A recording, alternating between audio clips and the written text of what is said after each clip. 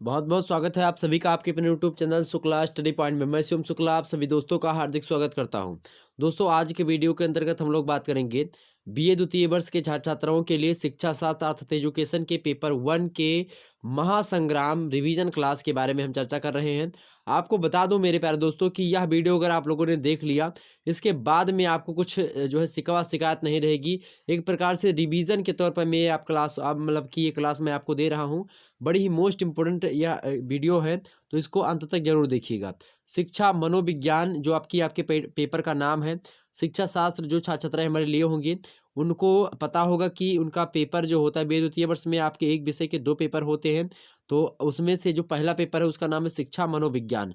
तो इसी शिक्षा मनोविज्ञान के बारे में आज हम चर्चा करेंगे। इसके बाद हम पेपर 2 के बारे में आपको बताने का प्रयास करेंगे। पेपर 2 का नाम है शिक्षा में विचारधारा एवं उनका प्रयोग। तो वो हम द्वितीय प्रश्न पत्र के अंतर्गत देखेंगे। उसका भी वीडियो जल्दी ही आपके सामने दूंगा। एक मॉडल पेपर मैं दे दूंगा आपको, तो वही आप देख लीजिएगा, काम आपका हो जाएगा बड़े आसानी से। तो शिक्षा शास्त्र अर्थात एजुकेशन शिक्षा मनोविज्ञान पेपर 1 शिक्षा शास्त्र का बीए सेकंड ईयर, बीए द्वितीय वर्ष, बीए पार्ट 2 कुछ भी आप बोलो, लाइव क्लास ये आपकी हो रही है। आप सभी लोगों का बहुत बहुत स्वागत है आपके अपने YouTube channel Shukla study point में। मोस्ट इंपॉर्टेंट क्वेश्चंस आंसर्स ये इसमें हमने रखा है और बहुत ही महत्वपूर्ण है। एक ही वीडियो में आप बहुत सारे प्रश्नों को आज की मतलब कि आज देखेंगे और समझेंगे। चलिए प्रारंभ करते कक्षा को बिना समय गवाए हुए। आसानी से हम एक एक मुद्दे को समझते हुए आगे बढ़ेंगे। ओके, प्रश्न आपके सामने पहला है कि शिक्षा का प्रचलित अर्थ क्या है। शिक्षा का प्रचलित अर्थ क्या है, तो अब उत्तर देखते हैं। साधारण रूप से आज शिक्षा का अर्थ लिखना, पढ़ना, जोड़ना, घटाना या कोई व्यावसायिक ज्ञान प्राप्त करके प्रमाण पत्र ले लेना अथवा उच्च शिक्षा जैसे कि बीए एमए का प्रमाण पत्र लेकर के उन्हीं के आधार पर नौकरी अर्थात सर्विस प्राप्त करके जीवन व्यतीत करना माना जाता है क्या, शिक्षा का उद्देश्य।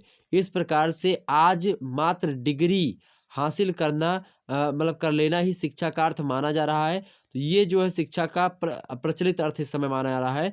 अगर आप कोई चीज़ पढ़ रहे हो, आप जैसे विद्यालय में पढ़ा, फिर उसके बाद में कॉलेज में गए, फिर यूनिवर्सिटीज़ में गए, फिर और आगे बढ़ते चले गए, तो ये आप पढ़ लिया आप लोगों ने और नौकरी वाली पढ़ाई कर ली, तो यही सब क्या होता है, शिक्षा का प्रचलित अर्थ इस समय का यही है। बाकी शिक्षा का अर्थ दूसरा होता है। शिक्षा के अर्थ को हमने विस्तार से आपके बीए प्रथम सेमेस्टर में समझा दिया है। अगर आपको शिक्षा के अर्थ को समझना है तो उसका जो है व्यापक अर्थ, शिक्षा का व्यापक अर्थ, शिक्षा का संकीर्ण अर्थ, शिक्षा का सामाजिक अर्थ, धार्मिक अर्थ, सभी को हमने बता दिया, प्राचीन अर्थ, ठीक, इन सभी को हमने विस्तार समझा दिया, उसको देख लीजिएगा।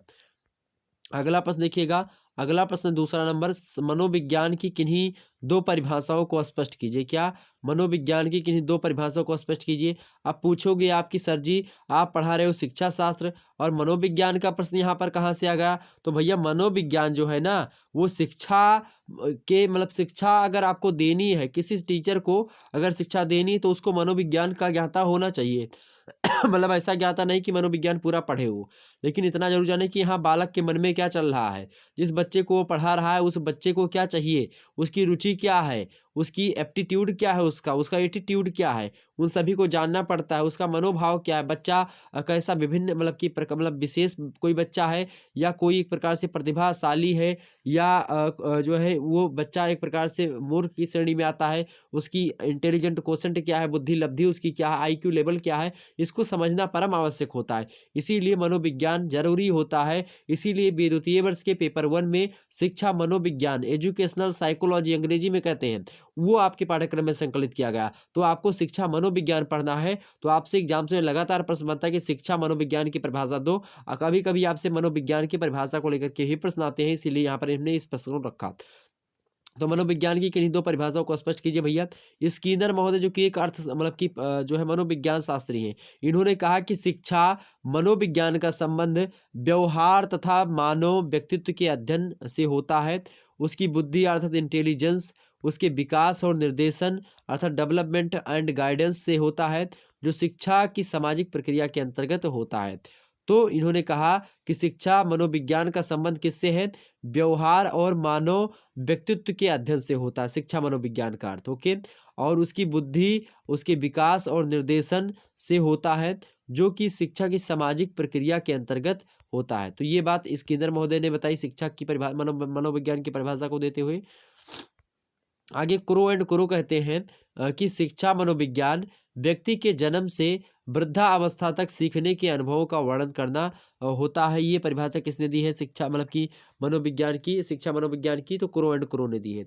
वैसे मनोविज्ञान की बात की जाए तो मनोविज्ञान को शुरुआत में मनोविज्ञान को आत्मा का विज्ञान कहा जाता था, अर्थात psychology the science of soul. उसके बाद में कुछ दिनों के बाद में मनोविज्ञान को मन का विज्ञान कहा जाने लगा विद्वानों के द्वारा, psychology the science of mind. उसके बाद में समय बीतता गया, उसके बाद में मनोविज्ञान को चेतना का विज्ञान माना जाने लगा, अर्थात साइकोलॉजी द साइंस ऑफ मतलब कि कॉन्शियसनेस। उसके बाद में फिर समय बीतता गया, थोड़े दिनों के बाद में मनोविज्ञान को व्यवहार का विज्ञान माना गया, व्यवहार का अध्ययन माना गया, और psychology is the study of behaviour, और यही अब तक चलता आ रहा है।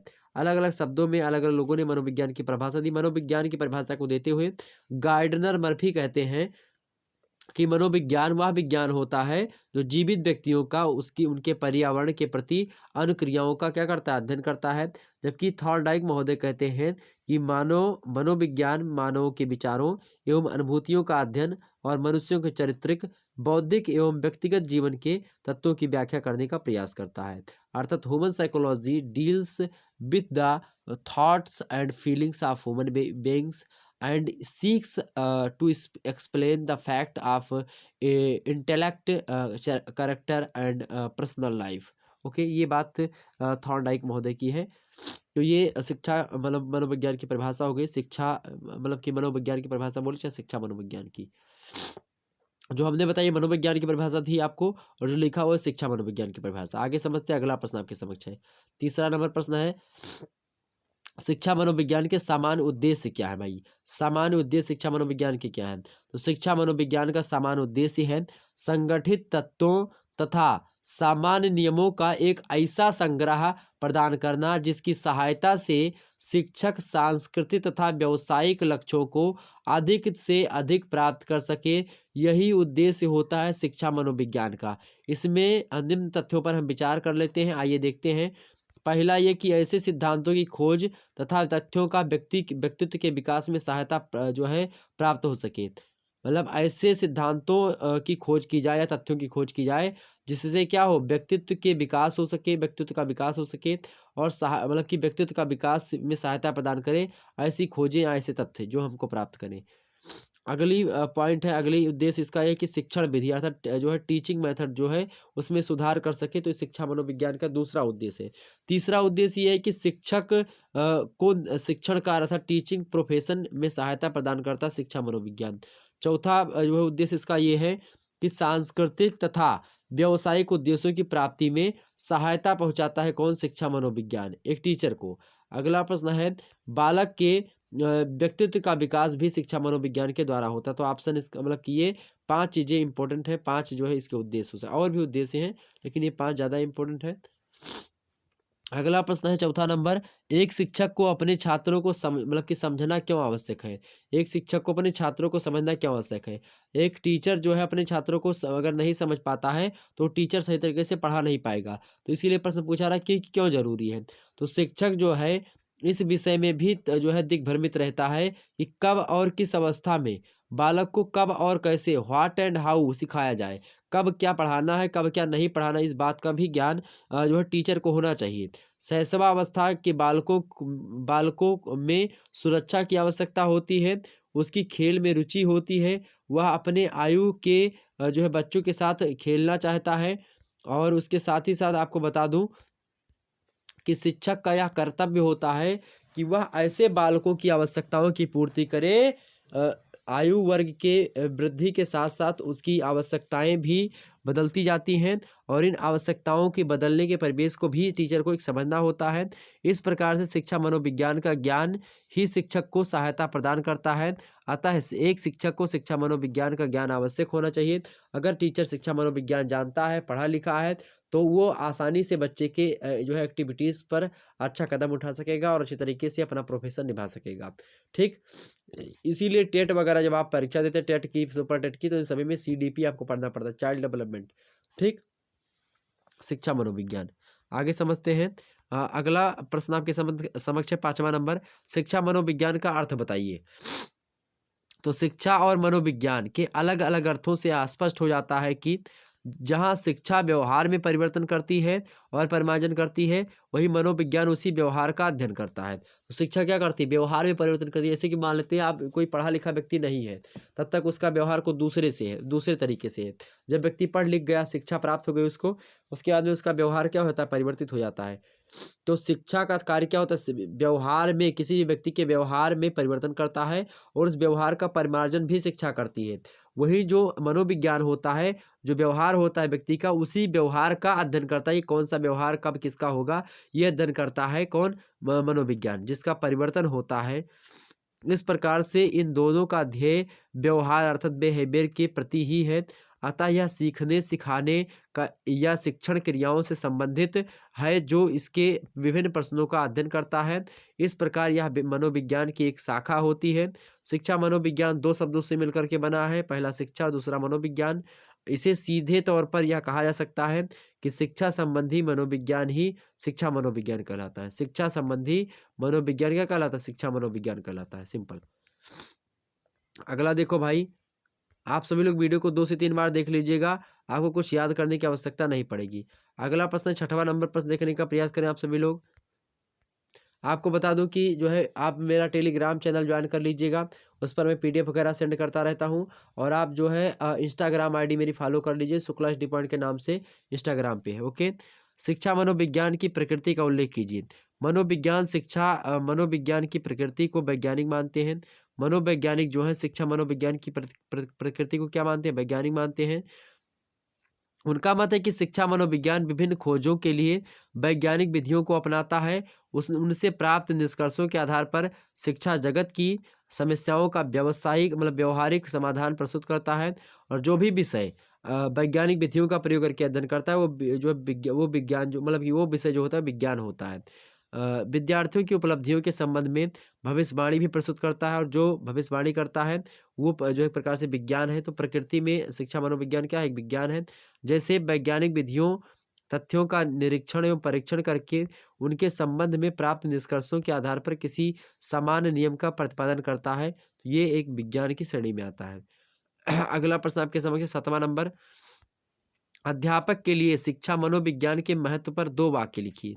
एक अध्यापक के लिए शिक्षा मनोविज्ञान का क्या महत्व है? तो समझिए इसको। शिक्षा मनोविज्ञान अध्यापक के छात्रों के प्रति प्रेम, सहानुभूति तथा समदर्शी व्यवहार को अपनाने में सहायता प्रदान करता है। वहीं शिक्षा मनोविज्ञान अध्यापक को प्रभावशाली शिक्षण विधियों की जानकारी भी प्रस्तुत करवाता है। ओके। अगला प्रश्न आपके समक्ष है 8वां नंबर प्रश्न है, आत्मनिष्ठ विधि या फिर आत्मगत विधि क्या होती है? तो इस अध्ययन विधि के अंतर्गत क्या होता है? जो ये विधि है आत्मनिष्ठ विधि या जो है आत्मगत विधि, इसमें क्या होता है भाई? इसके अंतर्गत व्यक्ति जो होता है स्वयं अपने व्यवहार का क्या करता है? निरीक्षण करता है कि वो क्या है, उसके व्यवहार कैसे हैं, उसकी व्याख्या करता है, उसका विश्लेषण करता है अपने व्यवहारों का। इस विधि को निरीक्षण विधि भी कहा जाता है। आत्मनिष्ठ विधि, निरीक्षण विधि के निम्नांकित भेद है। पहला भेद है, आत्मनिष्ठ विधि का पहला जो है जो प्रकार है वो अंतर्निरीक्षण विधि या फिर अंतर्दर्शन विधि के नाम से जाना जाता है। ठीक। किसी चीज़ के अंतर्मन को, किसी व्यक्ति के अपने स्वयं के व्यवहारों के बारे में जान लेना, वो अंतर्दर्शन विधि है। अगला बहिर्निरीक्षण या फिर बहिर्दर्शन विधि, और तीसरा है प्रयोगात्मक विधि। ये 3 विधियाँ जो हैं वो इसकी उपविधि विधियाँ हैं किसकी? तो आत्मनिष्ठ विधि की। अगला प्रश्न आपके समक्ष 9वां नंबर प्रश्न देखेंगे। सॉरी, 9वां नंबर प्रश्न आपके समक्ष है, वस्तुनिष्ठ विधि या फिर विवरण विधि से आप क्या समझते हैं? वस्तुनिष्ठ विधि या फिर विवरण विधि से आप क्या समझते हैं भाई? तो वस्तुनिष्ठ विधि या फिर विवरण विधि के अंतर्गत वे सभी अध्ययन विधियां आती हैं जो विषयों या फिर व्यक्ति का अध्ययन करने के पश्चात उसका क्या करती हैं? विवरण प्रस्तुत करती हैं। इस विधि के अंतर्गत निम्न विधियां आती हैं किसके? वस्तुनिष्ठ या फिर विवरण विधि के अंतर्गत कौन कौन सी विधि आती है? एक तो होती है व्यक्ति इतिहास विधि। कौन सी भाई? व्यक्ति इतिहास विधि। दूसरी कौन सी हो गई आपकी? विकासात्मक विधि एवं उत्पत्ति मूलक विधि। ओके। तीसरी कौन सी विधि इसकी है? तुलनात्मक विधि। चौथी विधि है मनोविश्लेषणात्मक विधि। पांचवी है उपचारात्मक या निदानात्मक विधि। छठवीं है साक्षात्कार विधि, ओके, इंटरव्यू वाली। और सातवीं है प्रश्नावली विधि, प्रश्न पूछ करके। आठवां है सांख्यिकी विधि। नौवां है परीक्षण एवं मूल्यांकन विधि। तो ये कई विधियां थी जो कि हमने आपके समक्ष बता दी। अगला प्रश्न 10वां नंबर प्रश्न देखिए, देखने का प्रयास करेंगे। 10वां नंबर प्रश्न आपके समक्ष है मेरे भाई। प्रश्न क्या है? अंतर्दर्शन पद्धति के गुण बताइए। अंतर्दर्शन जो पद्धति, इसके गुण क्या-क्या हैं? तो अंतर्दर्शन पद्धति के गुण ऐसे, पहला गुण ये है कि अंतर्दर्शन पद्धति का सबसे बड़ा गुण ये होता है मेरे प्यारे दोस्तों कि व्यक्ति अपनी इस मानसिक क्रियाओं और अव्यवस्थाओं मतलब अवस्थाओं का ज्ञान प्राप्त करके अपने आप को समझने में समर्थ हो जाता है। ये पहला इसका गुण है। दूसरा गुण क्या है अंतर्दर्शन विधि का भाई? दूसरा गुण ये है कि इस विधि का प्रयोग किसी भी समय और किसी भी स्थान पर किया जा सकता है। इस विधि में किसी प्रयोगशाला, यंत्र एवं सहायक सामग्री की आवश्यकता नहीं पड़ती है। ओके? अगला है आपका तीसरा नंबर पॉइंट। तीसरा गुण ये है कि इस पद्धति का बार-बार प्रयोग करने से व्यक्ति की वैचारिक शक्ति का क्या हो जाता है? विकास होता है। इस पद्धति का दूसरे की मानसिक प्रक्रियाओं का भी अध्ययन किया जा सकता है। ओके? ये 3 जो है प्रकार से गुण थे अंतर्दर्शन विधि के। अब हम समझते हैं बहिर्दर्शन विधि क्या होती है। बहिर्दर्शन विधि या फिर बहिर्निरीक्षण विधि से का अर्थ क्या है? तो बहिर्दर्शन विधि को बहिर्निरीक्षण विधि के नाम से भी जाना जाता है। बहिर्दर्शन विधि का अर्थ होता है किसी मतलब कि किसी भी व्यक्ति के क्या किसी के व्यवहार को दूसरों के द्वारा ध्यानपूर्वक देखा जाना या फिर निरीक्षण करना ही कहलाता है। इस विधि में हम किसी व्यक्ति के व्यवहार, आचरण, क्रियाओं और प्रतिक्रियाओं आदि को ध्यानपूर्वक देखते हैं और उसके बाद में मानसिक दशा का अनुमान लगाते हैं उसके कि उसकी मानसिक दशा कैसी है। उदाहरण के रूप में समझते हैं कि जैसे कि किसी व्यक्ति की आँखें क्या हैं? खूब लाल-लाल हैं और उनका चेहरा क्या है? तमतमाया हुआ है और उसके होंठ फड़क रहे हैं। तो हम समझ जाएँगे कि हाँ, वह व्यक्ति कैसा है? क्रोधित हो चुका, क्रोध में है। बाह्य निरीक्षण तो यही बाह्य निरीक्षण विधि हो गई। बाह्य निरीक्षण के द्वारा स्वाभाविक परिस्थितियों में होने वाले व्यक्ति के व्यवहार का अध्ययन किया जा सकता है, मतलब किया जाता है। मनोवैज्ञानिकों ने इस विधि को विशेष महत्व दिया है। ओके? अगला प्रश्न आपके सामने 12वां नंबर प्रश्न है, बहिर्दर्शन विधि में कितने सोपान होते हैं? बहिर्दर्शन विधि में कितने सोपान होते हैं? तो बहिर्दर्शन विधि में 3 सोपान होते हैं। पहला सोपान है कि दूसरे के व्यवहार का निरीक्षण करके उसकी मनःस्थिति का पता लगाना। इसमें निरीक्षण द्वारा प्राप्त तथ्यों को अत्यंत सावधानीपूर्वक नोट करना मतलब होता है। अगला है आपका इसका ये, दूसरे के व्यवहारों का निरीक्षण करके अपनी अनुभूतियों के आधार पर उसकी मानसिक दशाओं की व्याख्या कर एवं विश्लेषण करना। उदाहरण के रूप में किसी व्यक्ति को आंसू बहते देख करके हम अपने पूर्व अनुभव से उसके आंसू होने का मतलब कि उसके दुखी होने का अनुमान लगा सकते हैं। अपने पूर्व अनुभव के से मतलब कि हमने कभी अगर वैसा हुआ है हमारे जीवन में तो हम तुरंत अनुभव कर लेंगे कि हाँ, उसके व्यक्ति के अंदर कितना दर्द छुपा हुआ है। अगला है एक ही प्रकार के बहुत से व्यवहारों के आधार पर सामान्य नियम निर्धारित करना। ये भी एक प्रकार से क्या है? यही बहिर्दर्शन विधि के सोपान में आते हैं। तो आगे समझते 13वां नंबर प्रश्न आपके समक्ष है। प्रश्न है कि उपचारात्मक विधि क्या होती है? उपचारात्मक विधि की उपयोगिता क्या है? उत्तर देखें, उपचारात्मक विधि शिक्षा जगत की निम्न समस्याओं के समाधान में अत्यंत उपयोगी सिद्ध हुई है। जैसे प्रतिभाशाली बालकों, पिछड़े बालकों की शिक्षा, अध्ययन में कठिनाई का अनुभव करने वाले बालकों, अपराधी बालकों तथा हकलाने वाले बालकों और मूक मतलब जो गूंगा होते हैं, मतलब बधिर बालक जो मतलब कम सुन पाते हैं आदि की शिक्षा समस्याओं के समाधान में उपचारात्मक विधि का प्रयोग किया जाता है। मतलब कि कोई चीज़ किसी से जैसे कि कोई व्यक्ति कम जानता है पढ़ना लिखना तो उसके लिए कैसी व्यवस्था की जाए ताकि वो भी पढ़ सके अच्छे से। उसके लिए अलग से कक्षा व्यवस्थित की जाए, क्लास उसको जैसे कि सबको 40 मिनट का पीरियड दिया जाता है तो उसको जो है और भी ज़्यादा अलग से पीरियड एक्स्ट्रा क्लास दी जाए। तो ये तमाम सारी चीज़ें हो सकती हैं। ओके, आगे समझते हैं। 14वां नंबर प्रश्न देखेंगे। 14 नंबर प्रश्न है, सीखने के सिद्धांत को स्पष्ट कीजिए भाई। सीखना को अधिगम कहते हैं, अंग्रेजी में लर्निंग। ओके, तो मनोवैज्ञानिकों ने सीखने की क्रिया का वैज्ञानिक ढंग से अध्ययन करने के लिए पशुओं एवं जो है मनुष्यों एवं पशुओं पर अनेक प्रयोग किए। इन प्रयोगों के परिणाम स्वरूप अनेक सिद्धांत व जो है नियम निरूपित किए गए, जिन्हें सीखने के नियम एवं सीखने के सिद्धांत एवं नियम कहा गया। सीखने के सिद्धांत वास्तव में ज्ञान के किसी क्षेत्र तक पहुँचने के प्रभावशाली साधन होते हैं। सीखने के सिद्धांत ने मानव की सृजनात्मक प्रयास की झलक प्रकट होती है। इसके द्वारा हमें सीखना क्यों होता है, सीखना कैसे होता है, किस दिशा में सीखा जाए आदि का ज्ञान होता है। सीखने के सिद्धांतों और नियमों को मनोवैज्ञानिकों ने दो वर्गों और संप्रदायों में विभक्त किया है। पहला सहचर्य सिद्धांत अर्थात जो एसोसिएटिव थ्योरी, दूसरा है क्षेत्र सिद्धांत अर्थात फील्ड थ्योरी। दो सिद्धांत है। अगला प्रश्न है 15 नंबर प्रश्न देखने का प्रयास करेंगे। अधिगम या सीखने के जो सहचर सिद्धांत है वो उसको मनोवैज्ञानिकों ने कितने भागों में बांटा सहचर सिद्धांत को। तो सहचर सिद्धांत से अभिप्राय उन सिद्धांतों से होता है जो मानव व्यवहारों को नियंत्रित करते हैं। मानव के व्यवहारों को जो नियंत्रित करते हैं उनसे संबंध होता है। सीखने की क्रिया में कुछ अनुकूल एवं प्रतिकूल परिस्थितियों, घटनाओं और वस्तुओं की उपस्थिति के कारण उनसे सीखने की क्रिया का साहचर्य स्थापित हो जाता है और उनके द्वारा सीखने की क्रिया प्रभावित होती है। परिणाम स्वरूप मानव या पशु के व्यवहार पर भी इसका प्रभाव पड़ता है। व्यक्ति के व्यवहार भी साहचर्य के नियम से नियंत्रित होते हैं। साहचर्य के सिद्धांत को मनोवैज्ञानिकों ने निम्न वर्गों में विभक्त किया है। पहला है अनुकूलित अनुक्रिया का सिद्धांत, दूसरा है उद्दीपन अनुक्रिया सिद्धांत, तीसरा है पुनर्बलन का सिद्धांत। अगला प्रश्न आपके समक्ष 16वां नंबर प्रश्न है। सूझ का सिद्धांत के गुण बताइए। सूझ के सिद्धांत के गुण बताइए। तो सूझ के सिद्धांत में मनोवैज्ञानिक ने क्षेत्र में नवीन आवश्यकताओं एवं मान्यताओं का विकास हुआ है। उनका विश्वास है कि संपूर्ण अपने हिस्सों से बड़ा होता है। यह सिद्धांत रचनात्मक कार्यों के लिए उपयोगी है। सूझ के सिद्धांत के द्वारा तर्क शक्ति, कल्पना और बुद्धि का विकास होता है। अगला प्रश्न आपके समक्ष 17वां नंबर। प्रेरणा का क्या तात्पर्य है। प्रेरणा माने मोटिवेशन होता है। प्रेरणा शब्द से कार्य प्रेरणा शब्द से कार्य करने का बोध होता है। प्रेरणा जितनी ही प्रभावशाली होती है, कार्यकुशलता में उतनी ही जो है क्या होती है, प्रभावी होती है। फेंडरसन ने लिखा है कि प्रभावी अधिगम प्रभावी प्रेरणा पर निर्भर करता है।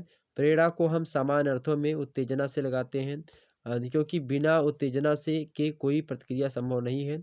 हमारे प्रत्येक व्यवहार के कारण कोई ना कोई उत्तेजना होती ही है।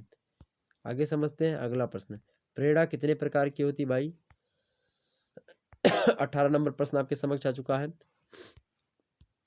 प्रेरणा कितने प्रकार की होती है। तो प्रेरणा दो प्रकार की होती है। पहली है स्वाभाविक प्रेरणा या फिर सकारात्मक प्रेरणा, और दूसरी है कृत्रिम या फिर नकारात्मक प्रेरणा। ओके, तो जो है नेगेटिव मोटिवेशन एंड जो है पॉजिटिव मोटिवेशन, दो प्रकार के मोटिवेशन होते हैं। 19वां नंबर प्रश्न आपके समक्ष है।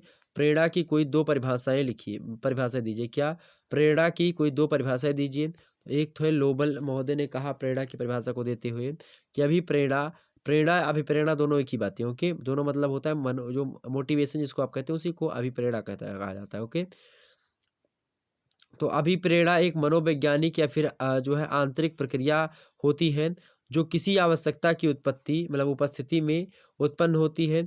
यह ऐसी क्रिया की ओर गतिशील होती है जो उस आवश्यकता को संतुष्ट करेगी। और दूसरे व्यक्ति हैं ब्लेयर, जोन्स और सिम्पसन। इन तीनों के अनुसार प्रेरणा के बारे में परिभाषा देते हुए कहते हैं कि प्रेरणा एक प्रक्रिया होती है। क्या होती है। एक प्रक्रिया है प्रेरणा, जिसमें सीखने वाले आंतरिक शक्तियों या फिर आवश्यकताओं उसके आवश्यकताएं उसके वातावरण में अनेक लक्ष्यों की ओर निश्चित होती हैं। ठीक, आगे समझते हैं 20वां नंबर प्रश्न। आवश्यकता, अंतर्नोद और प्रोत्साहन में संबंध बताइए। तो प्रेरणा के इन तीनों अंगों में घनिष्ठ संबंध है। हिलगार्ड महोदय ने प्रेरणा की आवश्यकता, अंतर्नोद, प्रोत्साहन सूत्र, नीड ड्राइव इनेक्टिव फार्मूला द्वारा स्पष्ट किया है। हिलगार्ड ने तीनों के संबंधों के विषय में लिखा है कि आवश्यकता अंतर्नोद को जन्म देती है। अंतर्नोद बढ़े हुए तनाव की स्थिति है जो कि क्रियाशीलता एवं प्रारंभिक व्यवहार की ओर ले जाती है। प्रोत्साहन बाहरी वातावरण की कोई वस्तु है जो आवश्यकता को संतुष्ट करती है।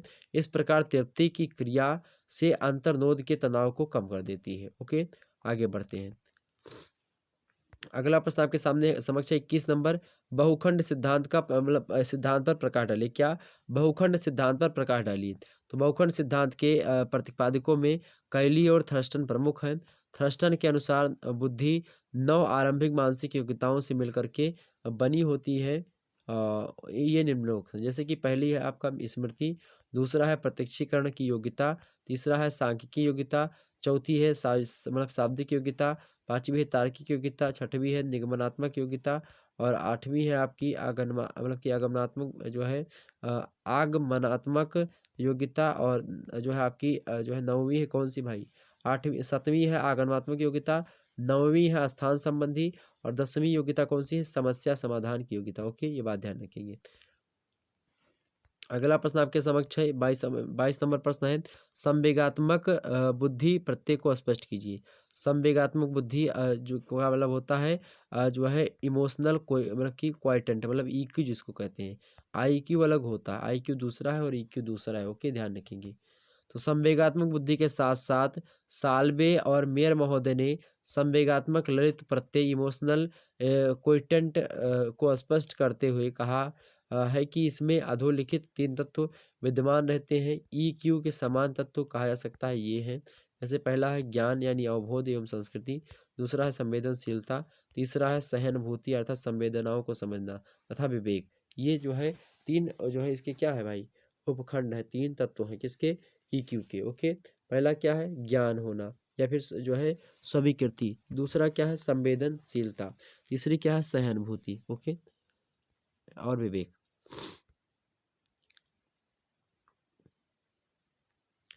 अगला प्रश्न आपके समक्ष है,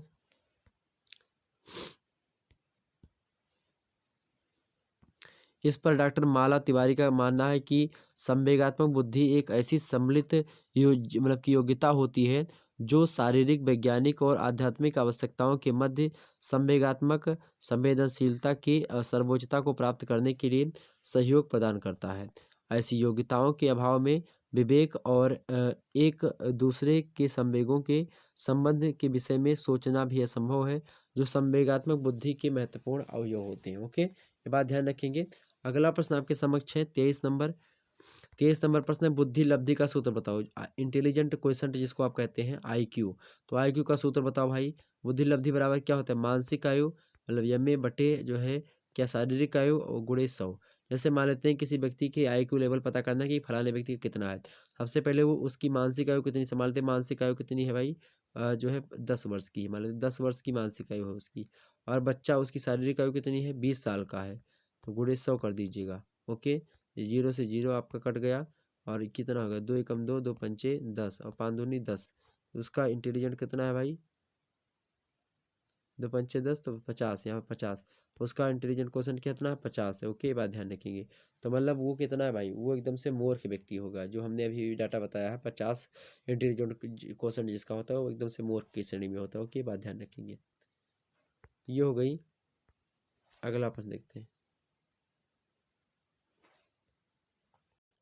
तो बुद्धि लब्धि आपने समझ लिया। अब इन सभी की परिभाषा वगैरह हम समझेंगे। हालांकि बुद्धि की परिभाषा वगैरह को हमने वीडियो बना रखी है ऑलरेडी, उसको देख लीजिएगा। अब हम समझते हैं शैक्षिक 24वां नंबर प्रश्न आपके समक्ष है। जो है शैक्षिक लब्धि क्या होती है? शैक्षिक लब्धि को क्या कहते हैं भाई? ईक्यू के नाम से जाना जाता है। क्या? ईक्यू के नाम से। ओके, तो बुद्धि लब्धि के द्वारा बालकों की मानसिक योग्यता अर्थात मेंटल एबिलिटी को अभिव्यक्त किया जाता है। इसी आधार पर लोगों के मन में 2 शब्द शैक्षिक लब्धि अर्थात शैक्षिक गुणांक तथा उपलब्धि लब्धि अर्थात गुणांक को प्रतिपादित करने का विचार उत्पन्न हुआ। परिणामतः मानसिक आयु की तरह शैक्षिक आयु मानसिक आयु की तरह एजुकेशनल जो एज होती है उसका प्रत्यय सामने आया। इसके विषय में यह कहा गया कि किसी छात्र की शैक्षिक आयु वह होती है जिस आयु के औसत बालकों के समान उसका शैक्षिक विकास हुआ है। किसी भी बालक की शैक्षिक आयु जानने के लिए उसे इस प्रकार का शैक्षिक जो है उपलब्धि परीक्षण दिया जाता है जिसके आयु मानक निर्धारित होते हैं। आयु मानक उस आयु अर्थात एज के बालकों के शैक्षिक प्राप्तांक होते हैं जिस आयु के मानक के बराबर उसके अंक होते हैं, वही उसकी शैक्षिक आयु मानी जाती है। शैक्षिक आयु की सहायता से निम्न सूत्र के आधार पर शैक्षिक गुणांक ज्ञात किया जाता है। जैसे कि शैक्षिक गुणांक का सूत्र बताइए। देखिए शैक्षिक गुणांक का सूत्र जो है देखेंगे यहाँ पर शैक्षिक गुणांक EQ बराबर क्या होता है? शैक्षिक आयु अर्थात एजुकेशनल एज बटे वास्तविक आयु CA मतलब कि करेक्ट जो है एज गुणे 100। ये किसका सूत्र होता है? शैक्षिक गुणांक EQ का सूत्र ये होता है। ओके, आगे समझते हैं थोड़ा सा। 26वां नंबर प्रश्न देखिएगा, मस्तिष्क स्वास्थ्य के उद्देश्य बताइए। मस्तिष्क स्वास्थ्य के उद्देश्य क्या होते हैं भाई? पहला आपका मनुष्य को अपने मूलभूत आवश्यकताओं की प्राप्ति में उसे कुशल बनाना, ये उद्देश्य होता है। दूसरा उद्देश्य होता है कि व्यक्ति का सर्वांगीण विकास करना। तीसरा उद्देश्य होता है कि ऐसी क्षमता उत्पन्न करना जिसकी सहायता से व्यक्ति जो हो अपनी मूल प्रवृत्तियों, संवेगों, प्रेरणाओं आदि को नियमित करते हुए उसका उचित विकास कर सके। और चौथी विशेषता इसकी ये है कि सामाजिक नियमों, परंपराओं, सिद्धांतों आदि को स्वीकार करने के लिए मानव को एक सामाजिक प्राणी बनाना। और पांचवी विशेषता इसकी ये है कि व्यक्ति को अपनी योग्यता अनुसार कार्य करने की क्षमता का विकास करवाना। ओके, तो ये कई चीजें हैं जो कि इंपॉर्टेंट है। आगे समझते हैं। 27 नंबर प्रश्न आपके समक्ष है। मानसिक रूप से मंद बालक से आप क्या समझते हैं? मानसिक रूप से मंद बालक से आप क्या समझते हैं? प्रश्न पूछा जाए, कैसे लिखेंगे? आइए समझते हैं इसको। तो मानसिक मंदता का सामान्य अर्थ है कि औसत से कम मानसिक योग्यता। मतलब कोनो बच्चा है कि उसको जो है एक लेसन याद है, सभी बच्चों 20 बच्चों को एक लेसन याद है और उनमें से एक बच्चा जिसको एको लेसन नहीं याद है, तो क्या है वो मंद बुद्धि का है, वो धीमी बुद्धि का है। मानसिक रूप से मंदता वाले बालकों की बुद्धि लब्धि जो होती क्या होती, कम होती है। अतः उनमें विभिन्न मानसिक शक्तियों की न्यूनता होती है। तो सोचने की क्षमता हो, चाहे याद करने की हो, चाहे पढ़ने की हो, हर मात्रा में कम होंगी। स्किनर महोदय कहते हैं कि मानसिक मंदता वाले बालकों के लिए अनेक पर्यायवाची शब्दों का प्रयोग किया जाता है, जैसे मंद बुद्धि, अल्प बुद्धि, विकल बुद्धि, धीमी गति से सीखने वाले, पिछड़े हुए और मूढ़। ये सब शब्द प्रयोग किया जाता है। ओके, मानसिक मंदता की सरकारी परिभाषा इस प्रकार से है कि मानसिक मंदता औसत में निम्न मानसिक कार्यक्षमता का उल्लेख करती है। इसका आरंभ बालक के विकास की अवधि में होता है और वह अग्रलिखित में से एक या फिर अधिक से अनुकूल व्यवहार की कमी द्वारा संबंधित होता है। पहला परिपक्वता, दूसरा है अधिगम, तीसरा है सामाजिक समायोजन। इन सभी में जो है वो क्या होता है, पीछे रहता है। तो ये एक प्रकार से मंदता होती है, मूड जो मंद बालक होते हैं मंद बुद्धि के। अगला प्रश्न आपके समक्ष है 28 नंबर।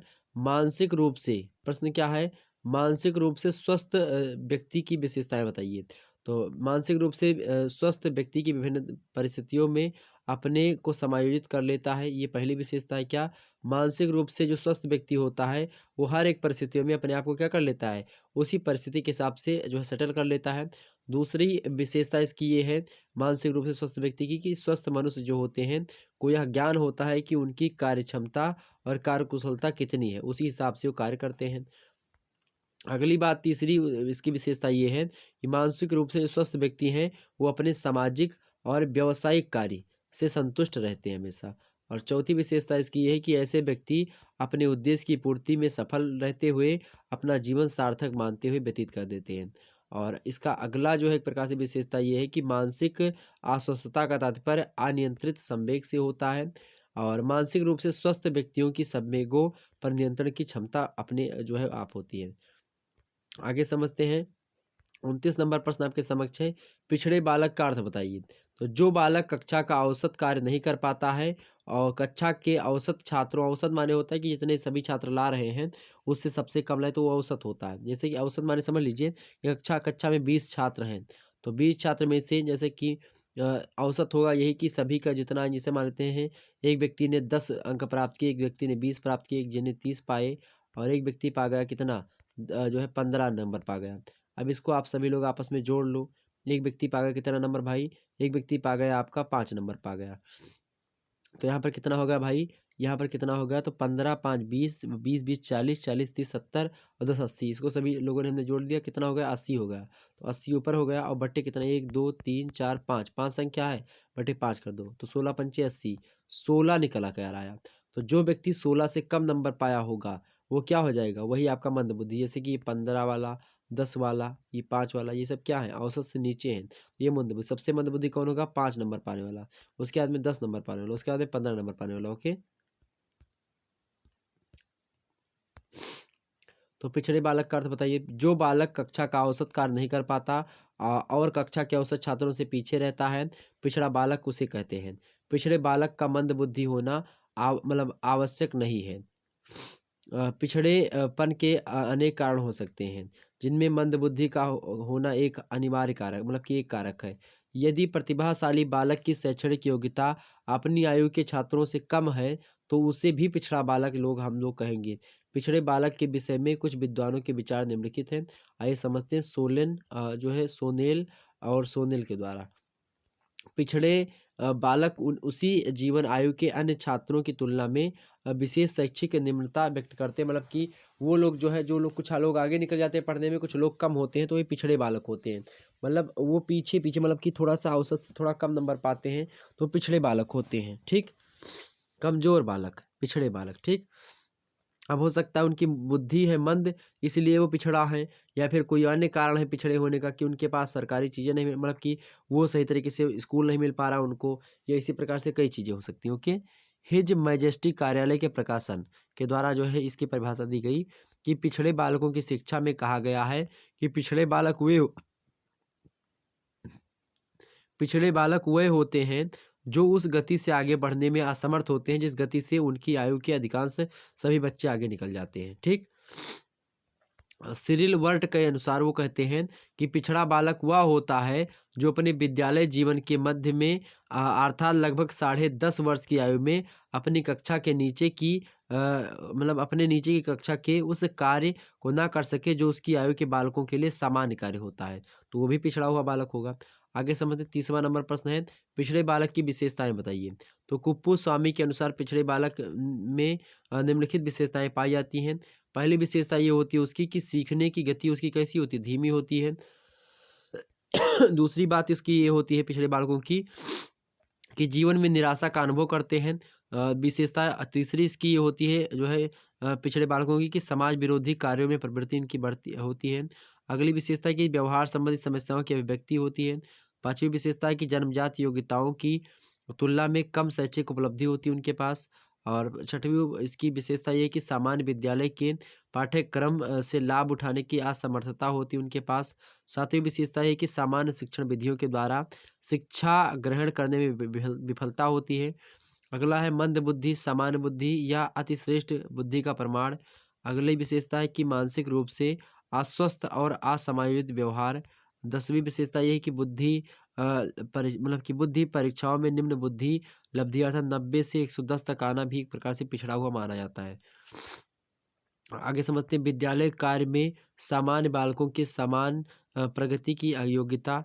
12वीं विशेषता है कि अपनी और उससे नीचे की कक्षा का कार्य करने में असमर्थता। तो ये कई सारे विशेषताएं हैं। अगला प्रश्न देख लेते हैं। अगला प्रश्न 31 नंबर देखेंगे। वंशानुक्रम प्रश्न क्या है आपका, वंशानुक्रम पवित्रता से आप क्या समझते हैं। वंशानुक्रम पवित्रता से आप क्या समझते हैं। तो मानव जीवन का प्रारंभ एक कोष के रूप में होता है जिसे संयुक्त कोष कहते हैं।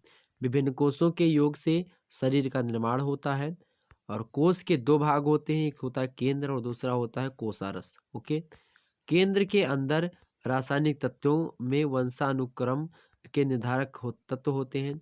केंद्र की में स्थिति वंश सूत्रों व में वाह्य जो है काणुओं की एक श्रृंखला होती है।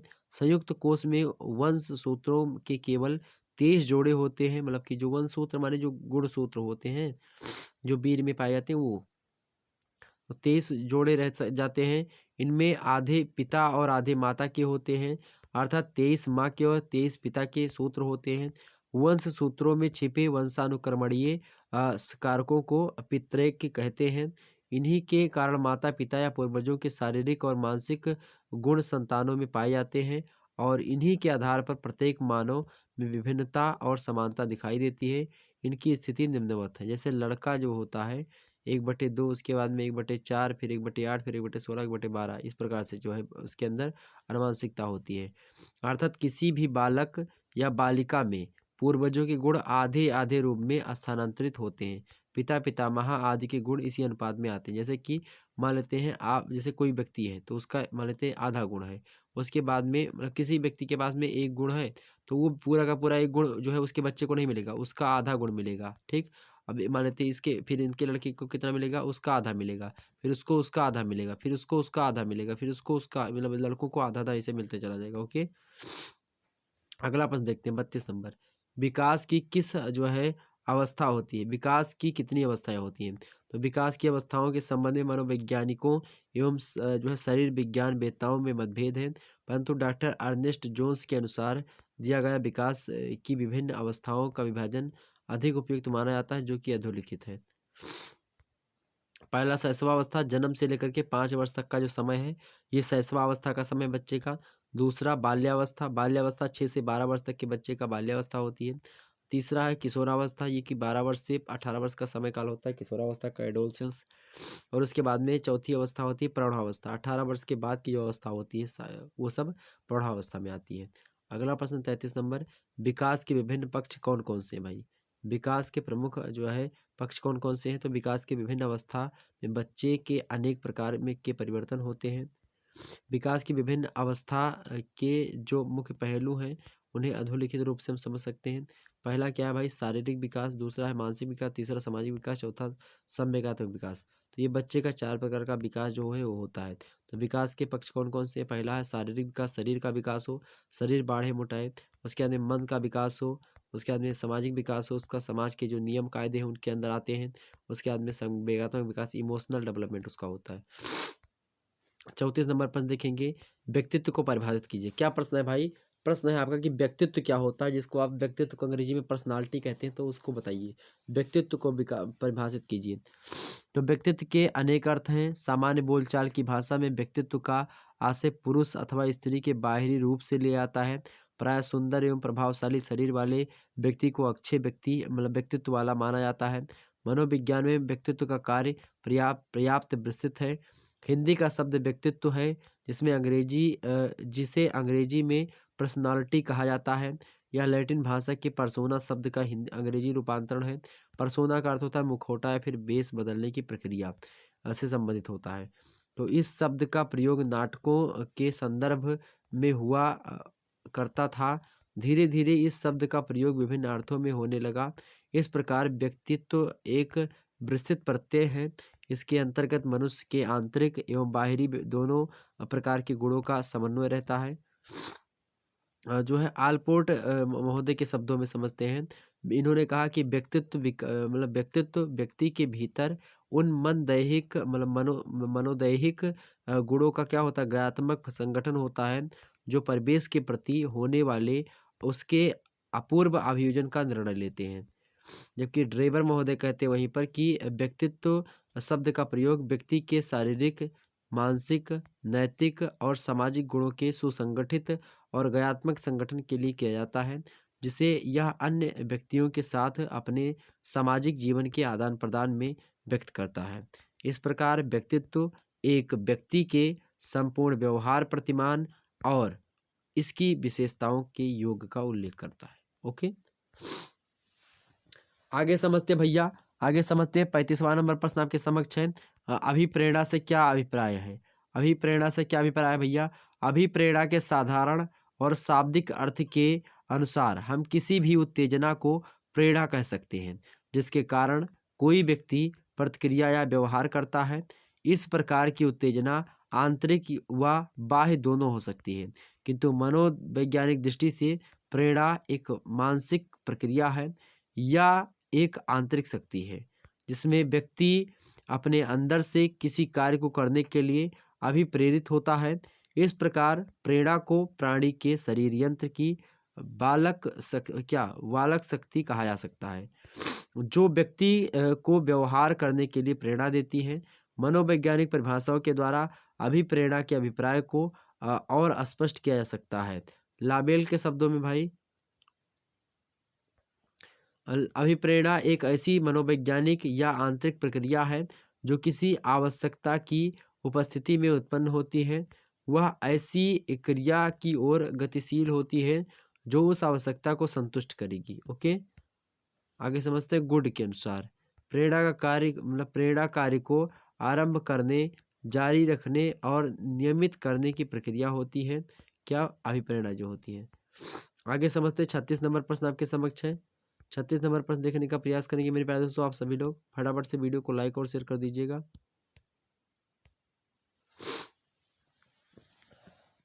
अगला प्रश्न आपके सामने 36 नंबर कि अंतःस्रावी ग्रंथियों के आधार पर व्यक्तित्व के प्रकार बताइए। तो अंतःस्रावी ग्रंथियों के आधार पर व्यक्तित्व के प्रकार व्यक्तित्व देखते हैं भाई। तो मनोवैज्ञानिक कैनन ने अंतःस्रावी ग्रंथियों के आधार पर व्यक्तित्व के प्रकार बताए हैं। व्यक्ति के विकास पर ग्रंथियों का बहुत प्रभाव पड़ता है, जिसके कारण लोगों का व्यक्तित्व प्रभावित होता है। प्रश्न है आपका है जो है अगला, पहली है थायराइड ग्रंथि वाला। तो इससे निकलने वाले स्राव को थायरॉक्सिन कहते हैं। शारीरिक मानसिक विकास पर इसका बहुत बड़ा प्रभाव पड़ता है, बहुत प्रभाव पड़ता है किसका, थायरॉक्सिन का। जिन व्यक्तियों में इस ग्रंथि का विकास ठीक से नहीं होता है वे मंदबुद्धि, बौने कद और दुर्बल होते हैं। ये आलसी, चिंतित, सुस्त और सदा हुआ मतलब कि सदा उदास दिखाई देने वाले व्यक्ति होंगे जिनके पास थायरॉक्सिन की कमी होती है।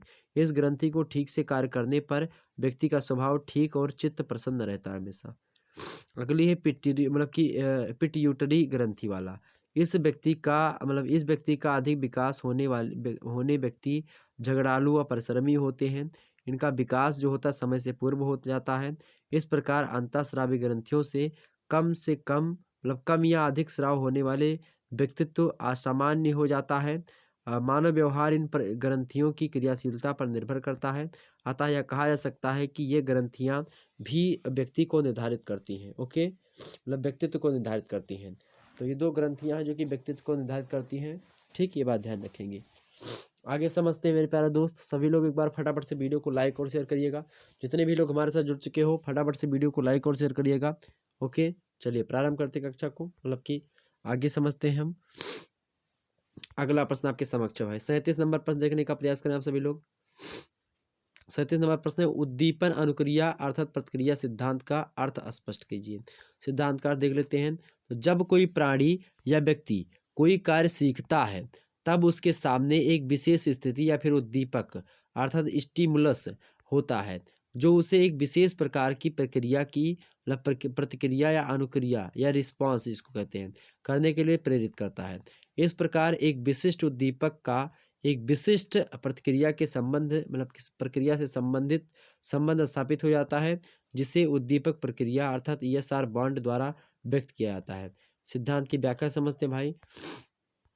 थॉर्नडाइक महोदय कहते हैं, थॉर्नडाइक ने लिखा है, सीखना संबंध स्थापित करना। क्या सीखना संबंध स्थापित करना है। संबंध स्थापित करने का कार्य मनुष्य का मस्तिष्क करता है। थॉर्नडाइक महोदय के इस सिद्धांत पर प्रकाश डालते हुए बिग एवं हंट महोदय लिखते हैं कि सीखने की प्रक्रिया में किसी मानसिक क्रिया का सीखने की क्रिया में किसी मानसिक क्रिया का शारीरिक क्रिया से शारीरिक क्रिया का मानसिक क्रिया से मानसिक क्रिया का मानसिक क्रिया से या शारीरिक क्रिया का शारीरिक क्रिया से संबंध होना आवश्यक होता है। ओके, किसी ना किसी का संबंध होना चाहिए। आगे समझते हैं 38 नंबर प्रश्न देखिए। 38 नंबर प्रश्न है, संबंध प्रतिक्रिया सिद्धांत क्या है। तो वार्नाड महोदय ने इस सिद्धांत के संबंध में लिखा है कि अनुकूलतम अनुक्रिया उत्तेजना की पुनरावृत्ति द्वारा व्यवहार का स्वचालन होता है जिसमें उत्तेजना की पुनरावृत्ति द्वारा व्यवहार का स्वचालन होता है जिसमें उत्तेजना किसी विशेष अनुक्रिया के साथ लगी रहती है अतः मतलब और अंत में वह किसी व्यवहार का कारण बन जाती है जो पहले मात्र रूप से लगी हुई थी। सिद्धांत का अर्थ समझ लेते हैं भाई। सिद्धांत का अर्थ पावलोव के अनुसार मतलब पावलोव के प्रयोग में पाया गया कि भोजन देख करके कुत्ते के मुंह में से लार टपकने लगती है। यहाँ भोजन एक स्वाभाविक उत्तेजक या उद्दीपक अर्थात स्टिमुलस है और कुत्ते के मुंह में लार टपकना एक स्वाभाविक क्रिया या फिर सहज क्रिया होती है। पर यदि किसी जो है अस्वाभाविक उत्तेजक के कारण भी कुत्ते के मुंह से लार टपकने लगे तो इसे सहज मतलब कि संबंध सहज क्रिया कहा जाएगा। संबंध प्रक्रिया अर्थात जो है क्या लिखा हुआ है यहाँ पर, संबंध प्रतिक्रिया। ओके कहते हैं उसे। इस अर्थ को स्पष्ट करते हुए लैडल महोदय सहज कहते हैं, क्या कहते हैं लैडल महोदय कि सहज मतलब संबंध सहज क्रिया में कार्य के प्रति स्वाभाविक उत्तेजक के बजाय एक प्रभावहीन उत्तेजक होता है जो स्वाभाविक उत्तेजक के मतलब से संबंधित किए जाने के कारण प्रभावपूर्ण हो जाता है। ओके आगे समझते हैं हम। अगला प्रश्न आपके समक्ष है 39 नंबर प्रश्न देखिए। अंतर्दृष्टि या फिर सूझ का सिद्धांत को समझाइए। तो अंतर्दृष्टि या सूझ सिद्धांत देखिए। जर्मन मनोवैज्ञानिक वर्दीमर जो है कोहफका तथा कोहलर ने जिस सिद्धांत का प्रतिपादन किया उसे सूझ या फिर अंतर्दृष्टि सिद्धांत के नाम से जाना जाता है। इसका दूसरा नाम जो है समग्राहिति सिद्धांत भी है। समग्राहति मतावलंबी कहते हैं कि एक जो है गेस्टाल्ट या आकृति एवं समग्र होती है जिसकी विशेषताएं पता लगाई जा सकती हैं। सिद्धांतकार देखिए भाई, मनोवैज्ञानिकों के अनुसार मनुष्य कुछ कार्यों को करके सीखते हैं तथा कुछ कार्यों को दूसरों को करता हुआ देख करके सीखते हैं। हम अपने जीवन में कुछ कार्य ऐसा भी करते हैं जिन्हें ना तो दूसरों से करता हुआ देखते हैं और ना ही दूसरों के बताए के अनुसार करते हैं, बल्कि हम अपने आप सीख लेते हैं। इस प्रकार की सीख को मनोवैज्ञानिकों ने सूझ द्वारा सीखना कहा है। गुड महोदय के ने इसके अर्थ को स्पष्ट करते हुए लिखा है कि सूझ या अंतर्दृष्टि वास्तविक स्थिति का आकस्मिक, निश्चित तथा तत्कालिक ज्ञान होता है।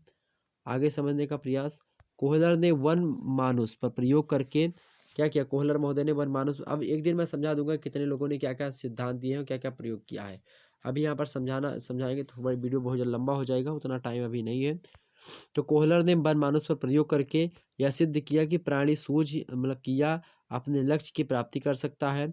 इसके शैक्षिक महत्व को स्पष्ट करते हुए गैरिसन तथा अन्य से लिखा है। गैरिसन तथा अन्य ने लिखा, क्या लिखा कि विद्यालय में बालक के समस्या समाधान पर आधारित अधिकांश सीखने की इस सिद्धांत द्वारा व्याख्या की जाती है। ओके, यह कथन किसका है? गैरिसन का। ओके अगला प्रश्न देखिएगा। अगला प्रश्न आपके समक्ष 40 नंबर, क्रिया प्रसूत अनुबंध सिद्धांत क्या है? तो क्रिया प्रसूत अनुबंध सिद्धांत देख लीजिएगा। ऑपरेंट जो है कंडीशनल थ्योरी। इस सिद्धांत का प्रतिपादन अमेरिका के मनोवैज्ञानिक B.F. स्किनर महोदय ने किया है। उसने पहले किए हुए अध्ययनों का ऐतिहासिक सर्वेक्षण किया और प्रतिक्षेप माने रिलैक्स किया। ओके, संप्रत्यय के विचार का क्रियात्मक विश्लेषण किया। उसके अनुसार व्यक्ति के व्यवहार का मूल आधार क्या होता है? उत्तेजक प्रतिक्रिया संबंधों का विकसित सहसंबंध होता है। मानव व्यवहार की व्याख्या करने में पूर्व मनोवैज्ञानिकों ने जिस जो है प्रबलन कार्य सूची को और आगे बढ़ाया है, उसने अपने एक आदर्शात्मक उपन्यास जो है यूटोपियन नोबल में एक ऐसे सम्मान के प्रारूप की कल्पना की है जिसमें व्यक्ति के व्यवहार का रूप निर्धारण एवं नियंत्रण एक व्यक्ति जो है ढंग से पुरस्कार के द्वारा किया जा सकता है। स्किनर महोदय ने चूहों तथा कबूतरों आदि पर अनेक प्रयोग करके यह निष्कर्ष निकाला कि प्राणियों में दो प्रकार के व्यवहार पाए जाते हैं। कौन कौन से?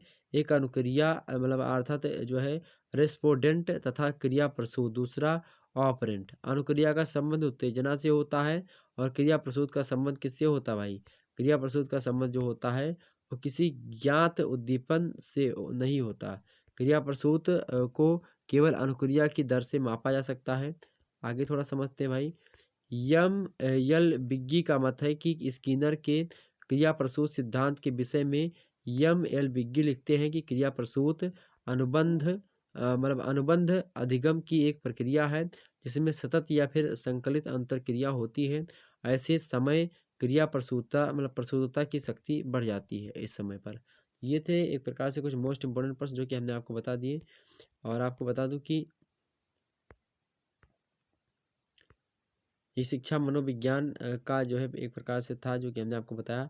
इसी प्रकार शिक्षा मनोविज्ञान से जो है और भी वीडियो आपके समक्ष आती रहेगी और पेपर 2 की वीडियो जल्दी आपके समक्ष आएगी, उसको भी देख लीजिएगा। ओके, चलिए फिर मिलते हैं नेक्स्ट वीडियो में। तब तक के लिए जय हिंद जय भारत। आप सभी को बहुत बहुत धन्यवाद हमारे से जुड़ने के लिए। इसी प्रकार से अपना प्यार दुलार लगातार बनाए रखिएगा। बहुत बहुत धन्यवाद मेरे प्यारे दोस्तों। एक बार फिर से आप सभी को बता दूँ कि आप सभी लोग वीडियो को लाइक और शेयर कर दीजिएगा। चैनल पर नए तो सब्सक्राइब कर दीजिएगा। किसी प्रकार से मैं लगातार अच्छी अच्छी वीडियो आपको देता रहता हूँ। रिवीजन क्लास इसीलिए इसमें समझा नहीं पाया हूँ, समझाता तो वीडियो बहुत लंबा हो जाता है, इसीलिए रिवीजन क्लास प्रश्न और उत्तर को आपको पढ़ करके सुनाया हूँ। कुछ ज़्यादा जटिल शब्द जो थे उनको हमने बता भी दिया है, तो आप लोग परेशान मत होइएगा। अब जब कुछ आएगा ऐसा काम तो हम बिल्कुल करेंगे। और ठीक, जब भी कोई ऐसी जो है चीज़ आएगी कि नहीं अब हम ही को सारा का मतलब कि एक प्रकार से और देना है आपको, कुछ पेपर लगे हुए हैं। जब ज़्यादा कंडीशन जो है एक प्रकार से होगी कि नहीं सर जी अब मॉडल पेपर चाहिए, हल करवा के दे दीजिए, तो मैं जल्द ही आपके समक्ष बहुत सारे प्रश्नों के उत्तर आपको देने का प्रयास करूँगा। तो आप लोग परेशान मत होइएगा। ओके, धन्यवाद आप सभी का, बहुत बहुत धन्यवाद मेरे प्यारे दोस्तों।